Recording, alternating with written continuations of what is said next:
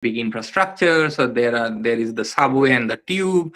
There are all these departure lounges. So then we are not actually imagining, not actually connecting with the space. So imagination is the fundamental conduit through which a person connects with the space in the text, and it does not mean the same as going through different spaces. Okay, so the next quote, uh, the fundamental metaphors in the text. The next slide, please. And the fundamental metaphor in the text through which the text kind of functions are mirrors and maps. So maps are markers of separation. Maps are markers of solid borders, solid territorial entities, and ways of livelihood. As opposed to that, mirrors are the way, kind of, I think there is a intertextual references to, for instance, Alice in Wonderland, Through the Looking Glass in this text as well. And you know that in Through the Looking Glass, kind of, it's a fantasy text, of course, Victorian fantasy text, where the protagonist is able to go through the looking glass. When we look at the looking glass or the mirror, there is a line of separation, but it also appears as if we can go through them. So Ghosh is using that metaphor to analyze how the realities of Dhaka and Calcutta are understood to be absolutely separate realities, because now we have drawn up a map and we think that these two spaces belong to two different nation states. So somehow they are absolutely insulated realities. But in the text, as we see, there are references to, for instance, riots, which break up, which happen at the same time in these two different cities. So as if they are functioning like mirrors. So they are not solidly separated entities, but they are mirroring each other in terms of action. And I don't need to reiterate how kind of political realities or ideologies at this point are also across the subcontinent, kind of tend to mirror each other at different points. And I will just quote and kind of limit myself to the text itself at this point.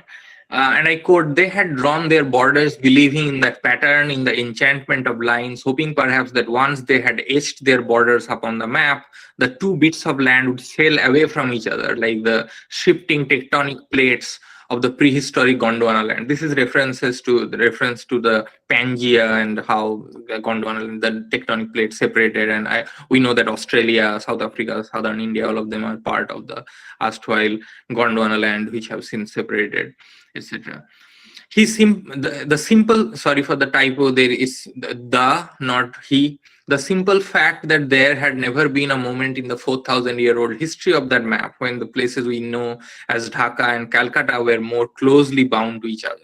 And after they had drawn their lines, because there are same stream of refugees, there is the same kind of, now we are saying that, okay, these spaces are tied to specific religious communities or specific, whatever, even specific cultures in certain imaginaries. But what are happening actually are a steady stream of kind of all these trains full of people. There are steady streams of violence. So there are now mirroring their realities more closely than they ever did in any point of history. So closely that I, in Calcutta, had only to look into the mirror to be in Dhaka, a moment when each city was the inverted image of the other, locked into an irreversible symmetry by the line that was to set us free, our looking glass border, unquote. So how he's imagining the border itself as mirror is really interesting instead of the map. So while the map is supposed to create this separation, mirror brings them when the self recognizes themselves in the other.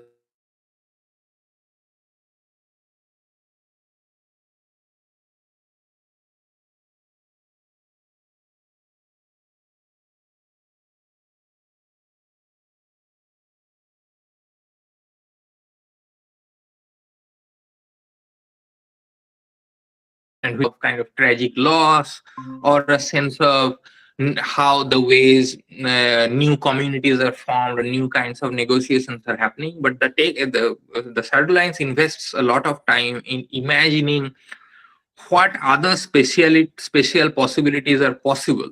So instead of just thinking about what we are left with, after the partition, or after all the different kind of partition is also a sort of imaginary, it's a structure. We tend to think that okay, if the this is just one partition, but that's not true, and people have worked on that. For instance, there is these compasses and atlas and maps in the house, and the narrator is a follower of Trideep. He wants to somehow imagine in the same way as Trideep does. So Trideep is sort of the special anchor of imagination in this text. And in this quote, the narrator has an approximation of the imagination Trideep had in terms of finding the special other within themselves or getting access to it. And I quote, and still I knew that the sights Trideep saw in his imagination were infinitely more detailed, more precise than anything I would ever see. He said to me once that one could never know anything except through desire, real desire, which was not the same thing as greed or lust. A pure, painful, and primitive desire, a longing for everything that was not in oneself, a torment of the flesh that carried one beyond the limits of one's mind to other times and other places. And other times and other places are very important, and they are precisely tied to the third space that I discussed in the first part of the presentation. It's a new kind of space which is happening through collision, through imagination, through negotiation.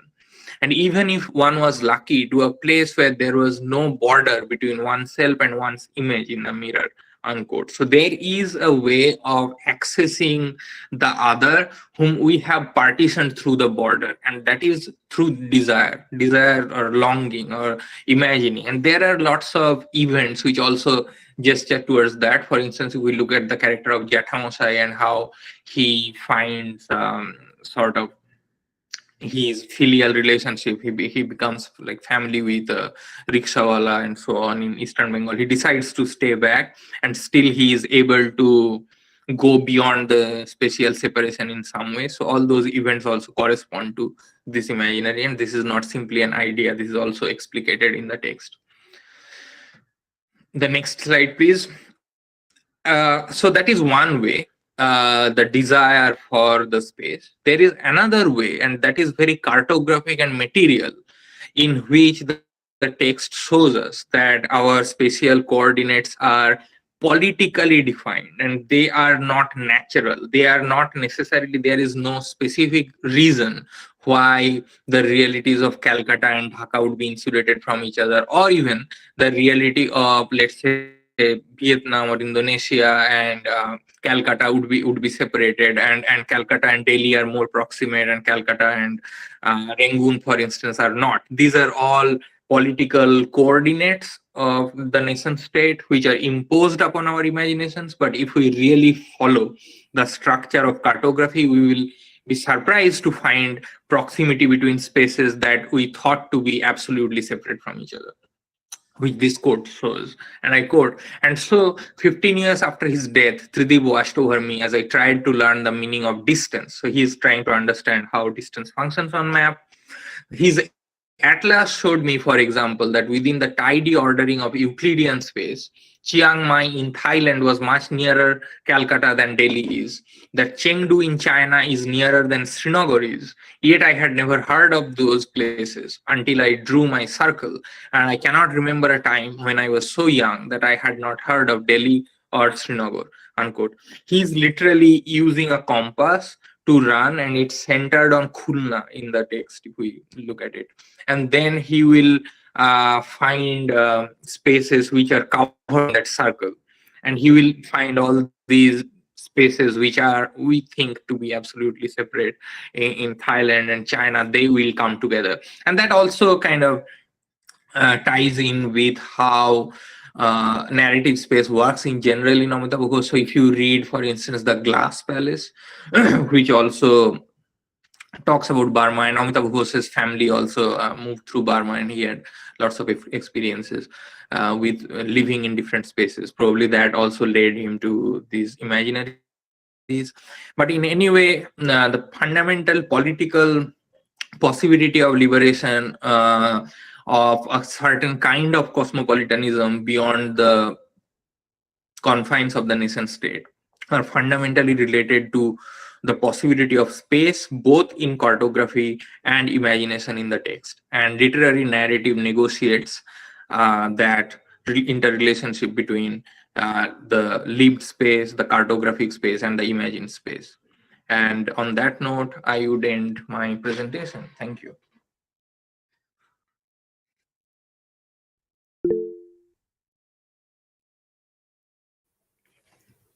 Thank you so much, Shubhendu.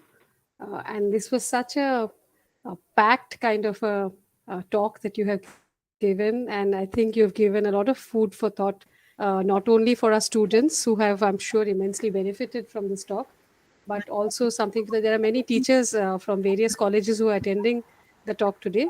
So, if there are any questions, now is the time to ask Shubhendu.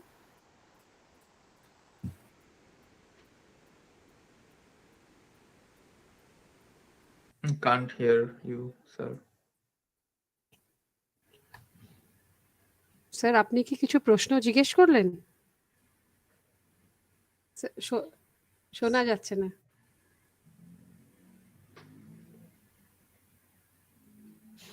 Okay, we can't hear, sir. Um, I think he wants to say something. Shwendu, হ্যাঁ, শোনা Hmm. যাচ্ছে, sir. have Right.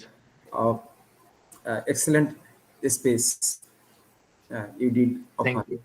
for our students and for participants and teachers. One simple question.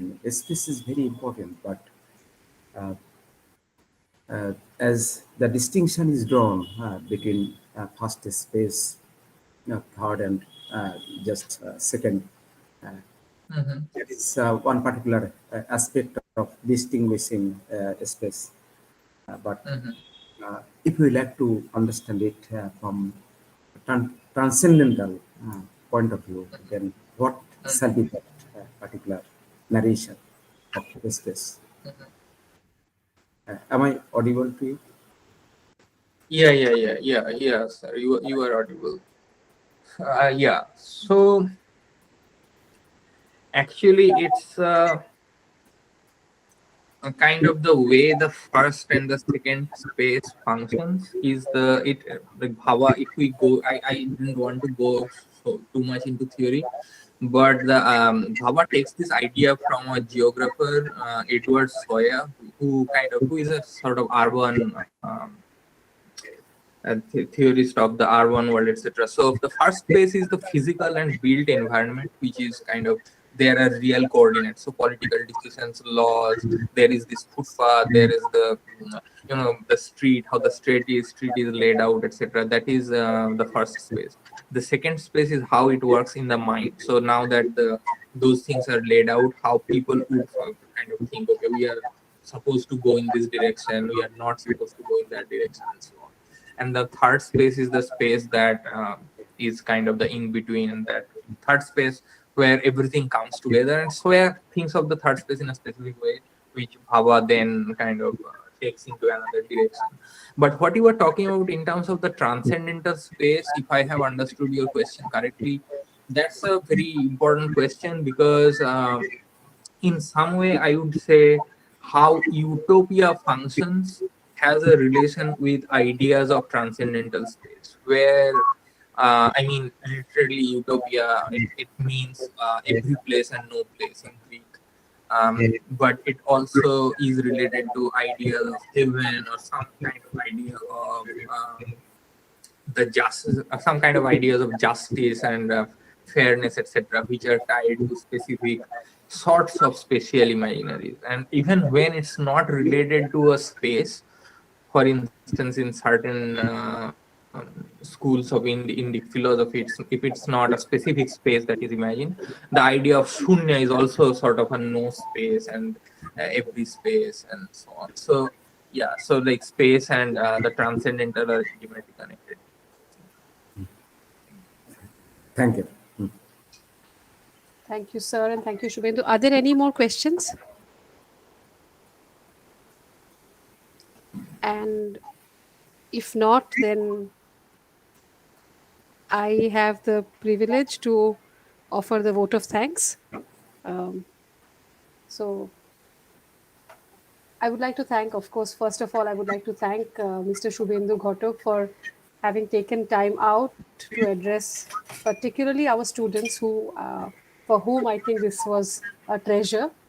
And uh, after that, I would like to thank the president of the governing body of the college, Mr. Joydev Haldar, who has always been a source of encouragement for our activities. And next, I would like to thank our dear and respected principal, sir, who is like an elder brother to us, and he has always talked of our college as a family. And so he is here. In fact, he has attended the whole talk and has also asked a question. So thank you, sir, for always encouraging us.